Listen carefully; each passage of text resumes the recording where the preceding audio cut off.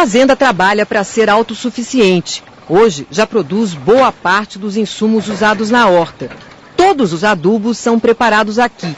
No sistema de integração, a cama das vacas, aquela mistura de esterco, urina e palha seca que você viu lá no curral, é transformada em composto orgânico.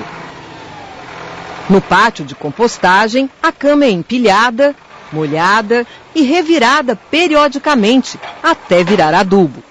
A fazenda também fabrica os chamados biofertilizantes, adubos líquidos que servem tanto para nutrir as plantas quanto para ajudar no controle de pragas e doenças. O agrônomo Luiz Geraldo Santos, consultor técnico da empresa, explica um detalhe muito importante. Aqui se faz um biofertilizante para cada tipo de cultura. O objetivo é equilibrar a planta para que ela manifeste o máximo de resistência natural que ela tem.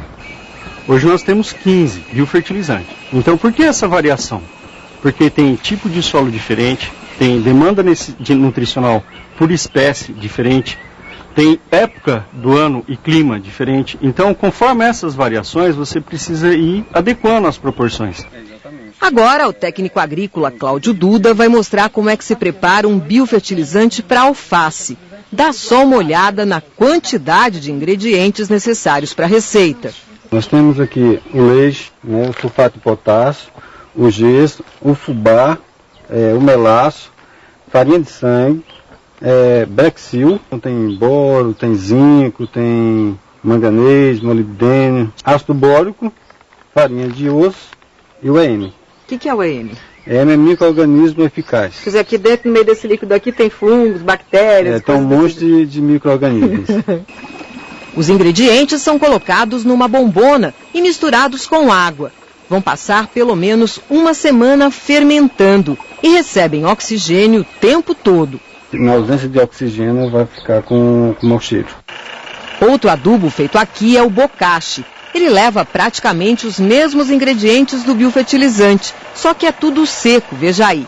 Para a mistura fermentar, ao invés de água, vai composto orgânico. Por que vocês partiram para esse sistema de produzir praticamente tudo aqui dentro? Bom, primeiro porque se nós procurarmos no mercado, nós não encontramos para comprar esses produtos. Mas mais do que isso, porque a unidade orgânica ela tende à autossuficiência. Quer dizer, nós produzirmos o máximo possível aqui, importar o mínimo e conseguir exportar o necessário para vivermos com qualidade. A fazenda também produz todas as mudas de que precisa. Construiu um viveiro e mantém uma equipe só para esse trabalho. Para manter o solo equilibrado, entra em cena uma outra tecnologia bem simples, bastante conhecida e que dá ótimos resultados, a adubação verde. Aqui se usa milheto no verão e aveia preta no inverno. Qual que é a função desse adubo verde? A função do adubo verde é melhorar a estrutura física do solo, reciclar os nutrientes e melhorar a atividade biológica do solo e quebrar o ciclo das culturas que podem deixar um residual de doença. No sistema de integração com a pecuária, o adubo verde serve tanto para melhorar o solo quanto para alimentar o gado. Essas plantas entram no esquema de rotação de culturas com as hortaliças. A agricultura orgânica não é receita de bolo. O que funciona num lugar pode não dar certo em outro. Na segunda parte da reportagem sobre a Fazenda Malunga, você vai ver que lá, apesar do tamanho, cada pedacinho de terra recebe tratamento individual. E vai conhecer também as relações entre a fazenda e os funcionários, que têm até participação nos lucros da empresa. Do alto, a Fazenda Malunga lembra um grande mosaico. A propriedade tem 140 hectares. Um terço da área foi destinado à reserva legal. E repare que essas manchas de mata estão interligadas por corredores de vegetação que têm diversas funções. Eles servem como quebra-vento e como abrigo para os inimigos naturais, pássaros e insetos que ajudam a controlar as pragas da horta. Tudo o que vai ser feito no campo é decidido antes pelo Conselho Deliberativo da empresa. Fazem parte do grupo o Joy, a mulher dele, a agrônoma Clevane Vale, o Luiz Geraldo e os encarregados de cada setor. Nós estamos aqui discutindo dentro do que foi programado, de todo um planejamento, mas a decisão vai ser conjunta. O sucesso de uma horta orgânica depende de muitos fatores. Escolher o lugar certo para o plantio de cada hortaliça é um deles. Se você tem um solo pesado, mal drenado, ou um lugar sombreado, na época de chuva, você não vai colher nada, porque você vai ter um monte de problema de doença, de fungo, bactéria, né? Então, para a época de verão, que é a época da chuva, então nós escolhemos as áreas melhor drenadas. Já para a época de inverno, então nós escolhemos os solos mais pesados, porque esse solo ele demora mais para enxugar. Agora vamos ver como é que o pessoal aqui planta alface americana, o carro-chefe da produção da Malunga.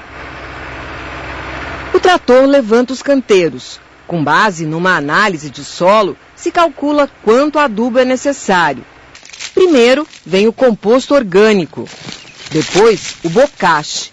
É hora de cobrir o canteiro com plástico. O plástico ele tem várias funções: controle do mato, economia de irrigação, porque ele reduz a evaporação do solo, controle de doenças do solo, doenças de folha, e evita a lixiviação de nutrientes. O que é lixiviação de nutrientes? Lixiviação de nutrientes é quando a água é aplicada em excesso via irrigação ou através da chuva, quando ela encharca o solo e lava os nutrientes que estão no solo. Para você entender como o plástico ajuda a reduzir o aparecimento de doenças, preste atenção no desenho. Numa chuva pesada, as gotas de água abrem pequenas fissuras nas folhas. Ao mesmo tempo, levantam partículas de solo que podem conter fungos e bactérias e que, se entrarem por essas fissuras, podem fazer a planta adoecer. Com o plástico cobrindo o canteiro, apenas a raiz da alface fica em contato com a terra. Depois de furar o plástico e alisar a terra, o canteiro está pronto para receber as mudas de alface. De acordo com a fase de crescimento, as culturas vão receber ação de cura com bocache e doses de biofertilizante.